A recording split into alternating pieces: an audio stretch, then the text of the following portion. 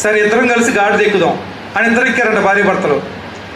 అదే లోకంలో ప్రజలు కొంతమంది ఎదురయ్యి వీళ్ళకి అసలు మానవత్వమే లేదు, ఈ యొక్క గాడిద మీద ఇద్దరు ఎక్కారు, వీళ్ళు అసలు మనుషులేనా అన్నారంట. మళ్ళీ ఆ చెవిని మాటపడి ఇద్దరు దిగారంట.